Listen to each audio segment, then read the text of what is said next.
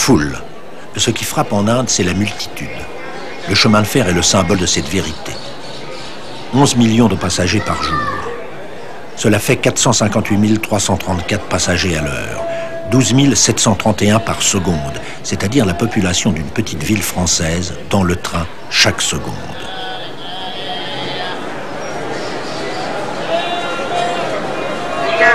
Continuons le jeu des comparaisons. 11 millions de passagers, c'est Paris, chaque 6 heures 4 secondes.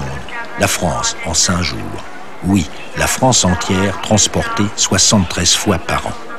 4 milliards, 15 millions de voyageurs annuellement.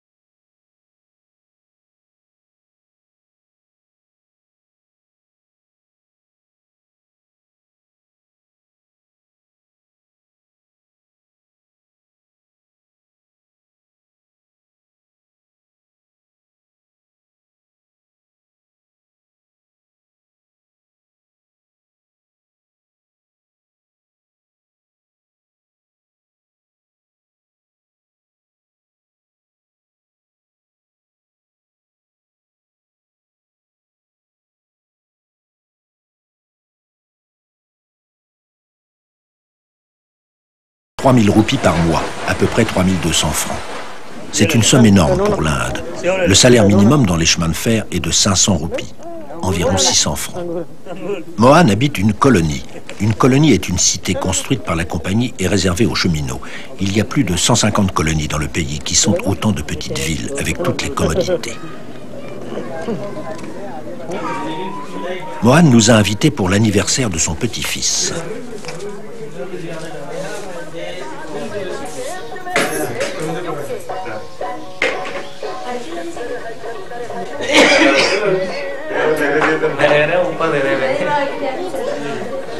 Mohan travaille 54 heures par semaine.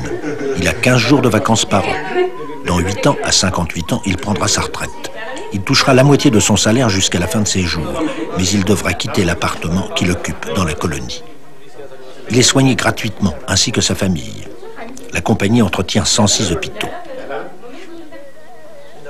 Son gendre travaille avec lui dans les chemins de fer. Est-ce une profession qui a du prestige? It's a profession. Also, the youngsters want to be good drivers in our railway. Parce que c'est bien payé ou bien parce que c'est un bon métier? It's a good work. In addition, it's a good paying job too. Avez-vous peur des accidents? No, I am not afraid of accidents because I am always vigilant and cautious. Vous sentez-vous protégé par Dieu? Yes, of course. I am protected by the God. I pray to my good God every day thrice. In the morning, in the evening, and in the night while going to bed. Tous les conducteurs sont-ils aussi religieux que vous? Yes, every religious Drivers are of every religion over here. Say Hindu, Sikh, Christian, everyone. De toutes les religions? Yeah. Lorsque vous travaillez, priez-vous? Do you pray? Yeah. And while going from home, I take permission from my good God and pray before going to job. And when you Et sur are votre in your locomotive, engine, do vous you priez pray? souvent? Yes, I keep my God in my mind always.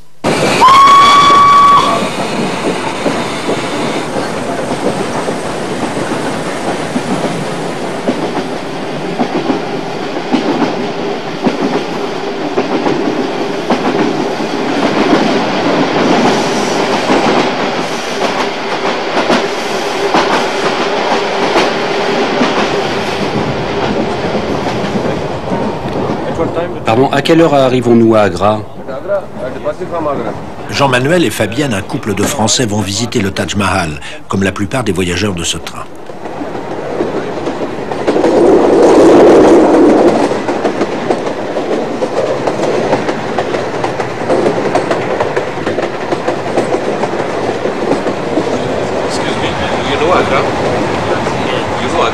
Vous connaissez Agra? La gare est loin du Taj Mahal? Taj Mahal and all. Actually, I know Agra, but by train, I am first time going by train.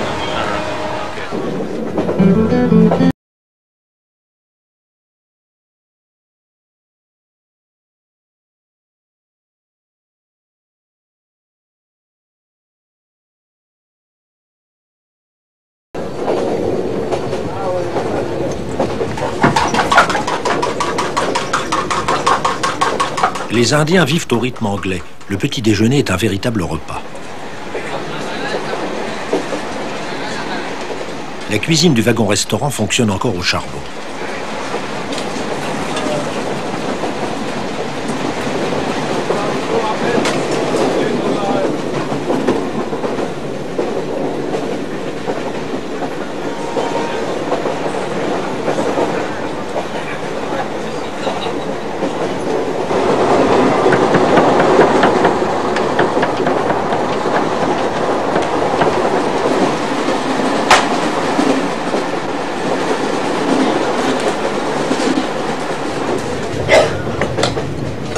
On mange soit au wagon-restaurant, soit à sa place.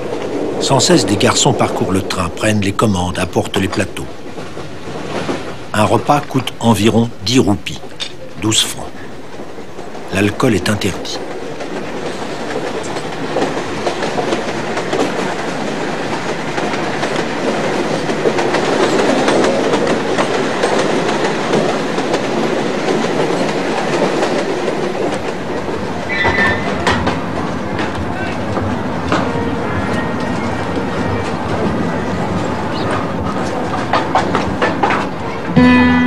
Pont sur la Yamuna, affluent du Gange. Au loin, le Taj Mahal.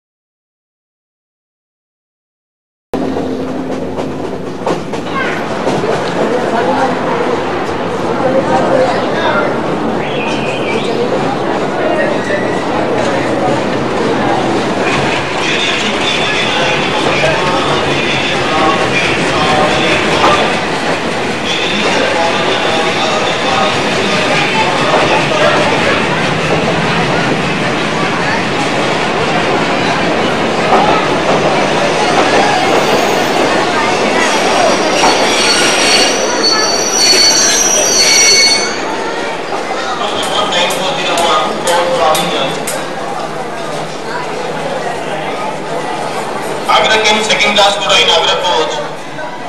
In coach number 9611, 12th from India. Agra came first class Koda in coach number 3862, 9 from India.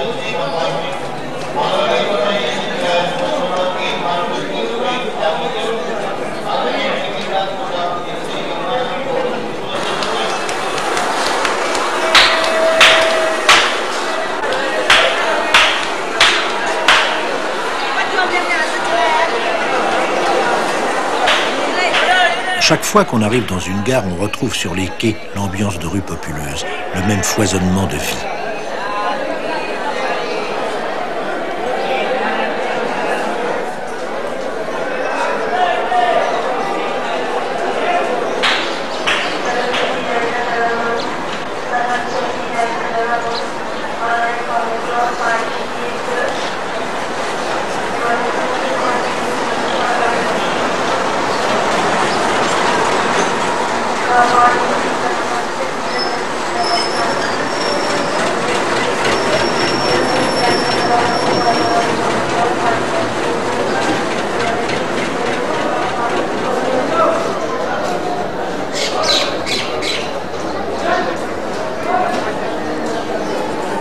Pourquoi voyagez-vous par le train? Eh bien, par le train, surtout en Inde, parce que bon, c'est un moyen très très sympa pour rencontrer des gens ici, faire des connaissances. Et bon, évidemment, c'est pas cher du tout. On réussit à faire un beau voyage, à aller vraiment dans tous les coins de l'Inde, qui est vraiment un pays immense. Donc, c'est je crois, le meilleur moyen ici pour voyager, parce que pour ce qui est de l'avion, c'est extrêmement cher.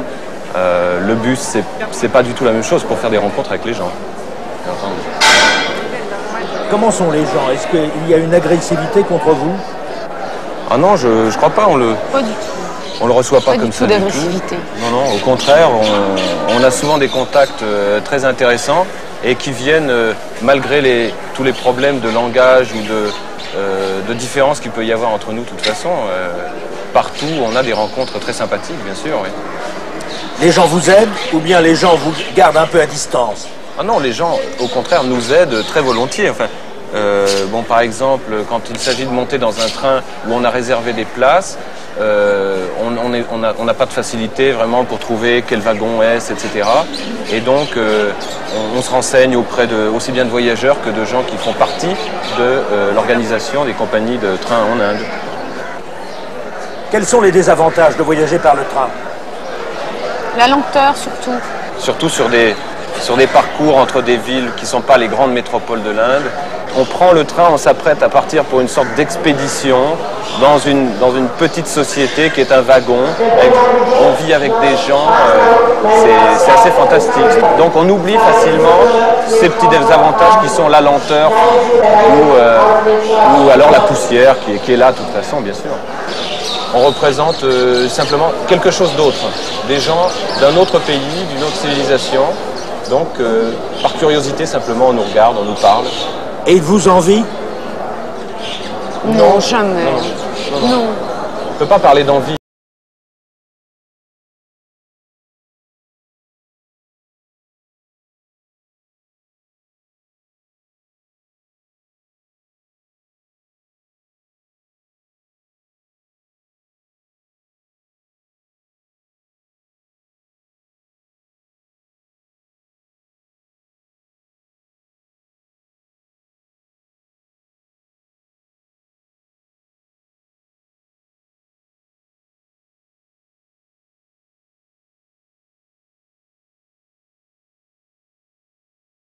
Entendu, elle existe. Je crois que chacun qui fait un voyage ici s'en aperçoit, mais bon, il y a tellement d'autres choses à dire, tellement d'autres choses à voir, à comprendre, à essayer de deviner.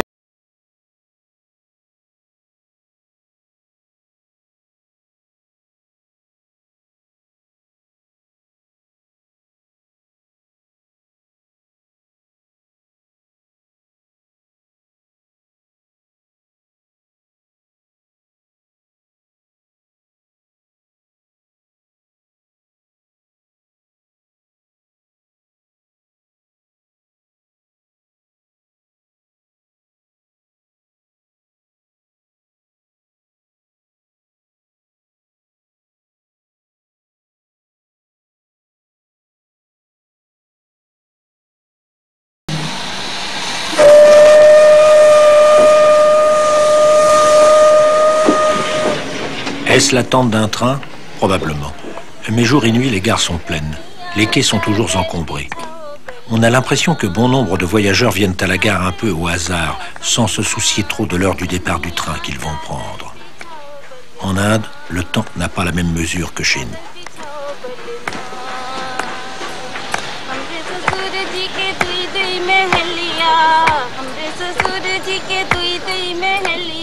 दुई दुई महलिया सबसे मुंदर हमारो महला चंदनिया चादर बिछाओ बलमा चादर बिछाओ बलमा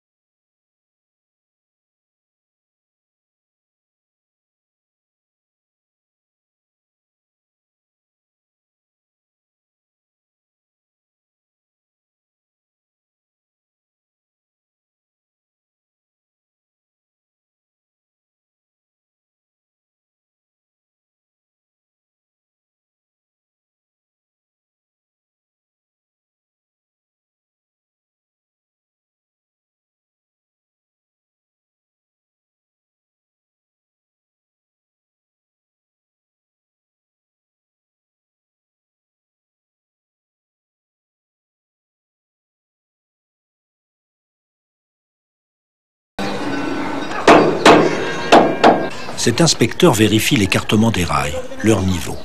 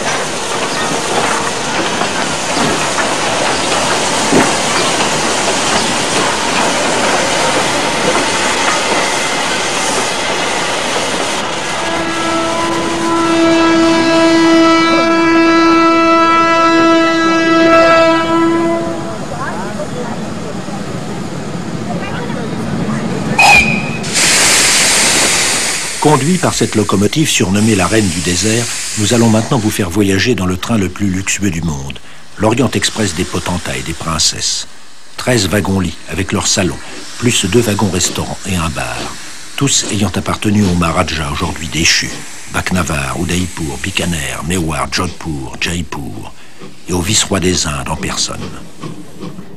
Le plus vieux wagon est né en 1898, le plus jeune en 1937. Le personnel lui-même appartient à des familles qui depuis des générations servirent ces princes. En 7 jours, nous visiterons 7 villes prestigieuses. Le prix, 1 million de centimes.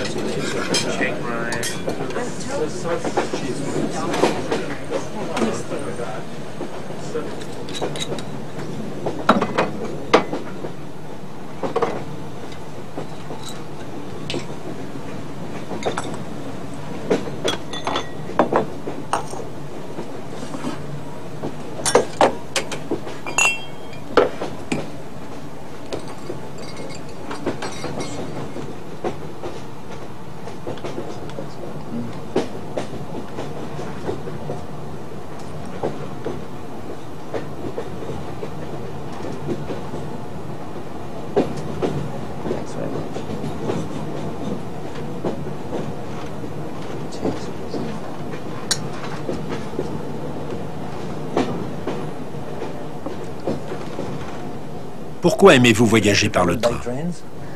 Well, I think if you travel by train, you see so much more.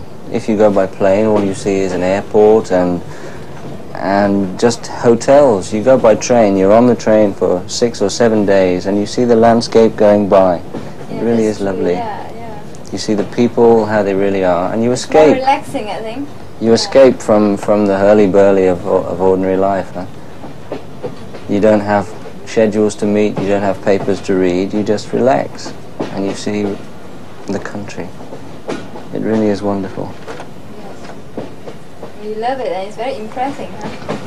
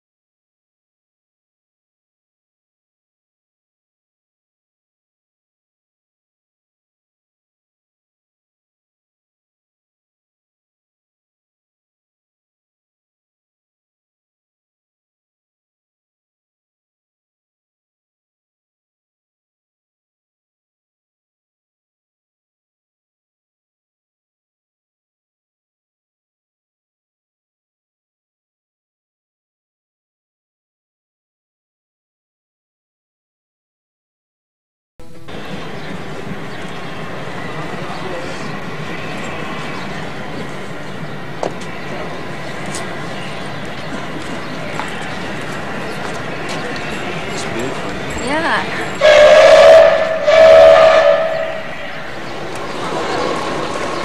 Jaipur, capitale du Rajasthan, la province des anciens Maharajas.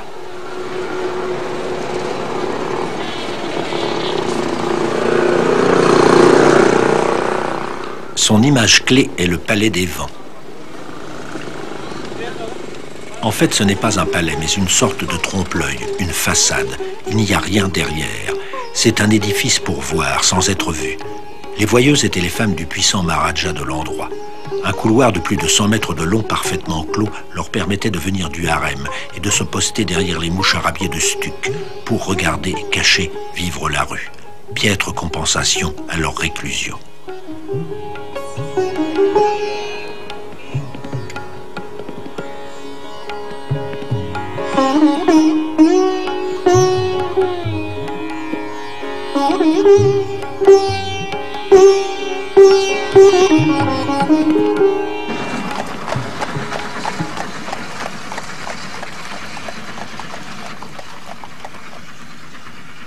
Changement de train et aussi changement de classe. Nous sommes en deuxième. Les trains indiens n'ont que 2 classes, mais il faut y ajouter des pullmans sur certaines lignes, des wagons air conditionnés, des wagons-lits. Les banquettes, les porte-bagages sont très vite transformés en couchettes. Le wagon prend l'allure d'un dortoir. Il est vrai que les trajets de plus de 24 heures ne manquent pas. Les trains indiens sont une affaire de long cours. Les passagers de ce train sont des pèlerins qui vont en famille à Bénarès, la ville sacrée des hindous.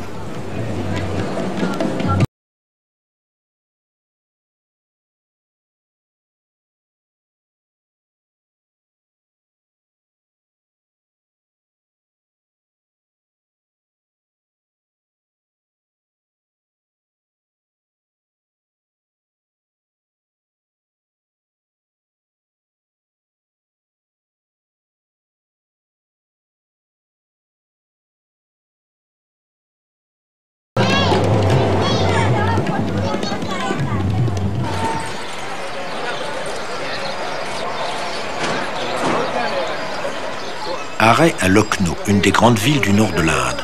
Dans cette région, les architectures des gares se sont inspirées des palais des empereurs moghols. Kiosques, tourelles, immenses portes voûtées.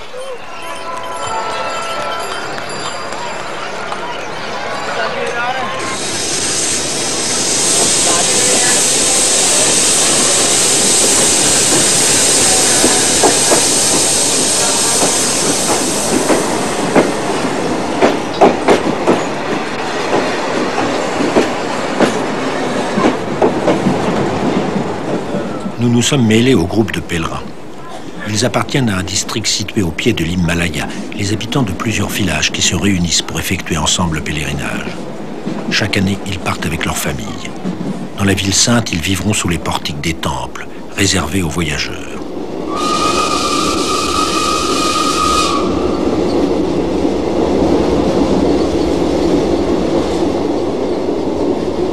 Varanasi est le nom traditionnel de Bénarès.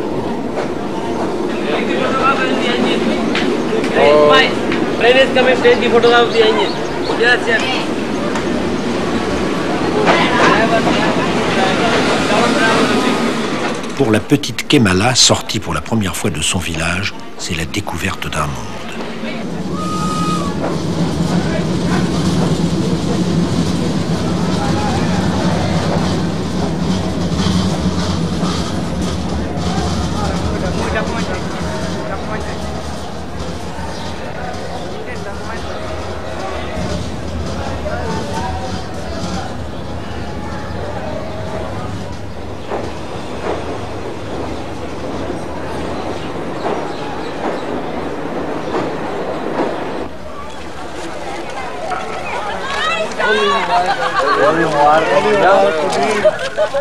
Bénarès possède une très grande colonie d'employés de chemin de fer et nous y arrivons en plein tumulte. C'est le Holi, la fête des couleurs qui, chaque année au printemps, submerge le nord de l'Inde d'un déferlement de musique et de rire. Le printemps, c'est le renouveau de la vie. La vie, c'est la lumière. Et la lumière est faite de l'ensemble des couleurs. Le Holi, c'est leur éclatement. C'est l'eau qui régénère la terre, qui engendre le grand cycle de la fécondation. Que chacun barbouille ses amis des couleurs de la vie.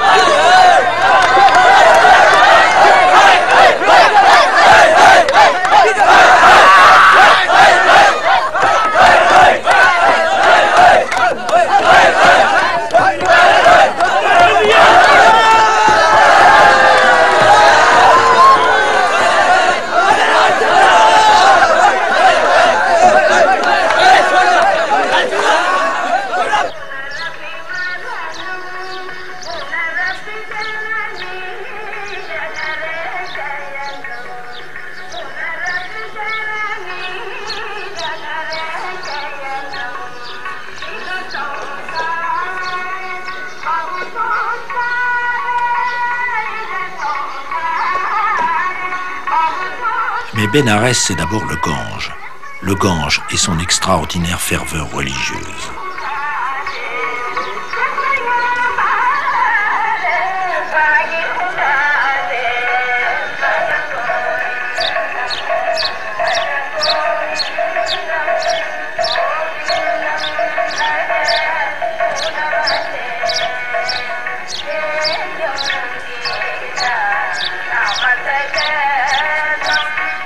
Ganga Maya, notre mère le Gange, disent les hindous.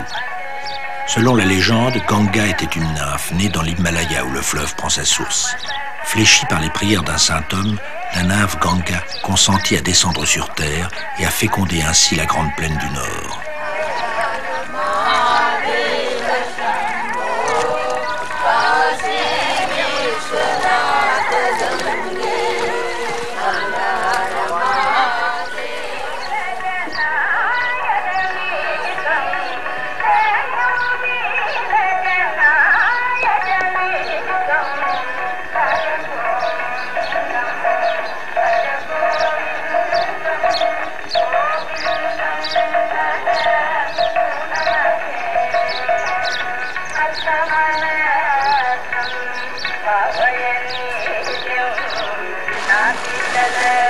S'immerger dans l'eau du Gange, en boire, c'est se purifier de ses péchés.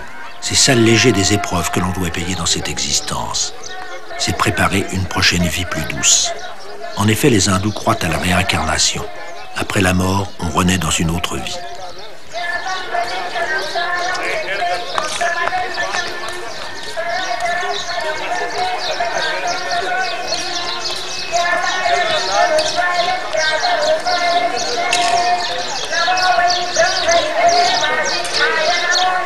Mourir près du Gange, certes, est bénéfique, mais s'y plonger lorsque le corps usé recèle encore une lueur de vie est promesse de meilleure réincarnation.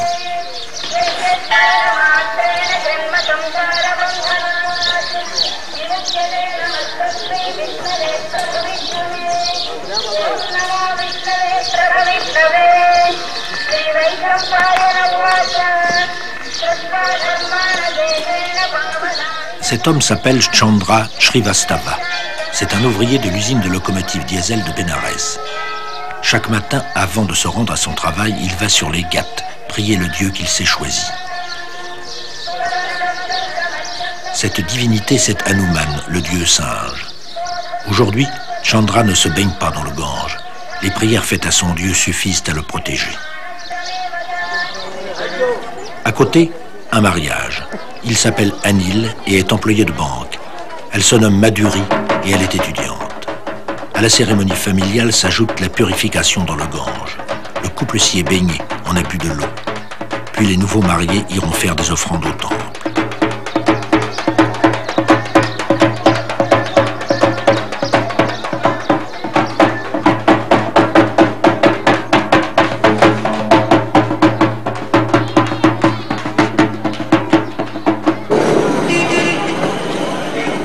Chandra va maintenant tranquillement à son travail par les rues populeuses.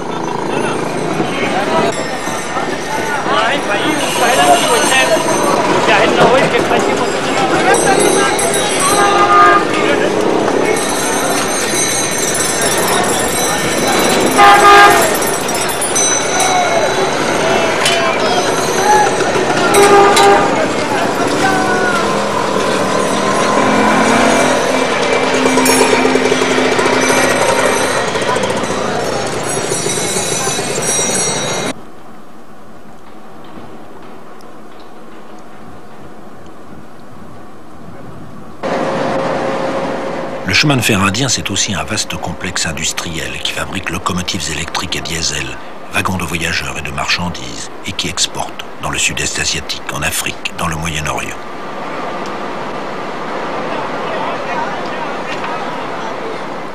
C'est aussi un institut de recherche très moderne à Lucknow, dans le nord du pays. On y étudie le problème des freins tout autant que celui de la fatigue des métaux, des attaches de rails, de la signalisation électrique, des ponts, des passages à niveau, de l'architecture des gares.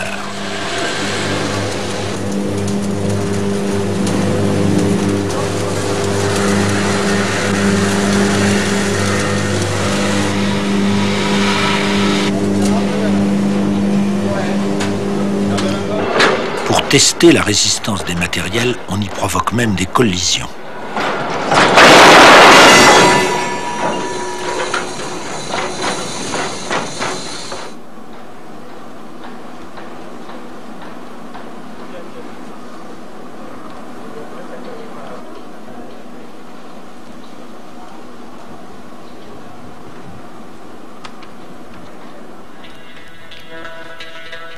L'Institut planifie aussi la création de lignes nouvelles, la mise au gabarit unique de toutes les voies, l'électrification. L'électrification a commencé en 1925, mais n'avance qu'à petits pas. 5971 km seulement sur les 62 000 km du réseau. C'est qu'elle coûte cher, on est prudent. On n'électrifiera que les lignes à très haut trafic, puis on s'arrêtera. Tout le reste sera en diesel. La vapeur aura complètement disparu dans 15 ans, et avec elle, l'âge romantique des chemins de fer indiens.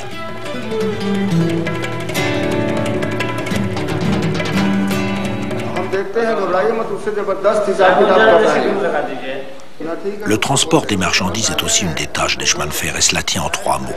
Ravitailler les hommes et les usines. 3 mots très simples à prononcer, mais qui deviennent un problème énorme lorsqu'on se souvient de l'immensité du pays. 6 fois la France. 73 millions de tonnes transportées en 1950, 230 millions en 1985.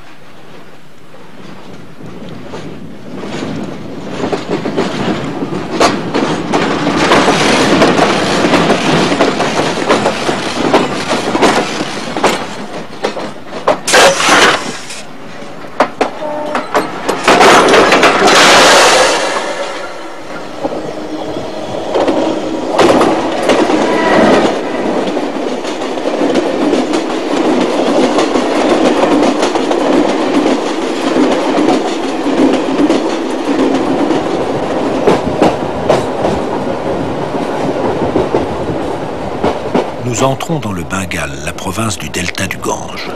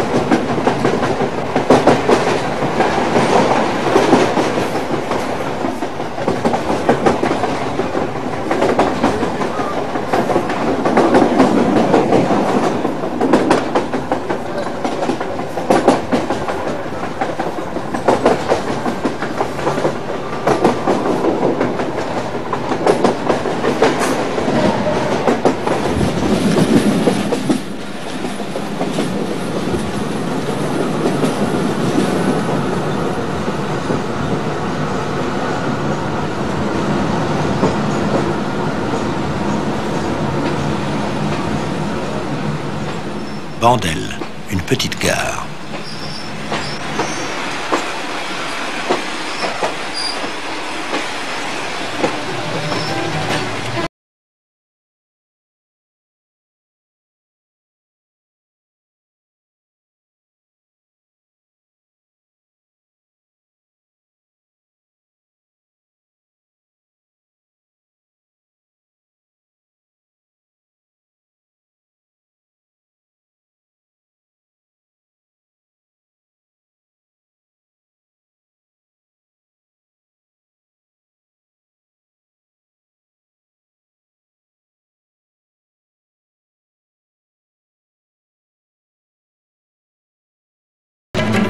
Nous approchons de Calcutta. Dans la banlieue s'annonce déjà cette métropole de l'Est de l'Inde, dont l'agglomération compte plus de 8 millions d'habitants. 800 000 voyageurs y transitent chaque jour. 100 trains express y arrivent ou en partent quotidiennement, et pourtant Calcutta n'est pas le plus grand centre ferroviaire du pays. Bombay est plus important. Nous voilà retournés au vertige des chiffres, une spécialité des chemins de fer indiens.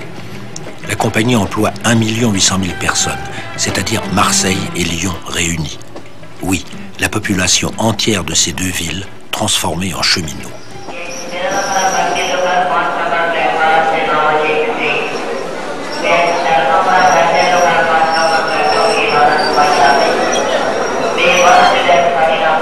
Dans les trains de banlieue, des compartiments sont réservés aux femmes.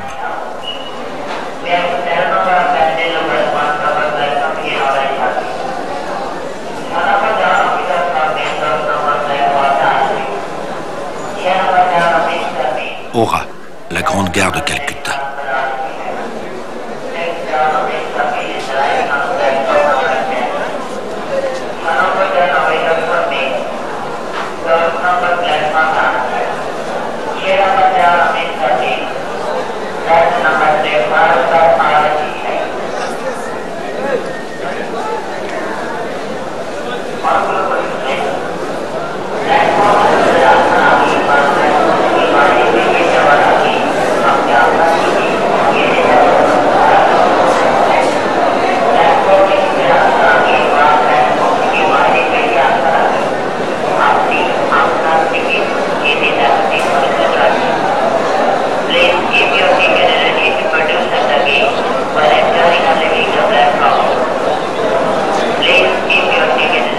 Le Rajdhani Express relie Calcutta à Delhi.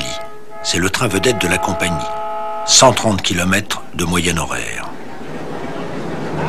Étonnante imprégnation religieuse de la vie quotidienne. Des disciples accompagnent leur gourou, leur maître à penser.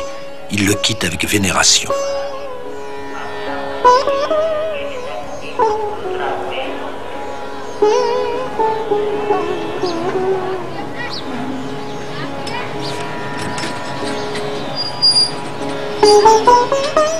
Et la vie continue. Le plus grand nombre se fractionne en petits groupes, les petits groupes en individualités qui portent chacun leur façon d'être. Sur les quais, nous retrouvons cette manière désinvolte et gentille qu'ont les Indiens de transformer les gares en lieux d'habitation. Sans façon, partout où ils se trouvent, ils reconstituent leur univers familial.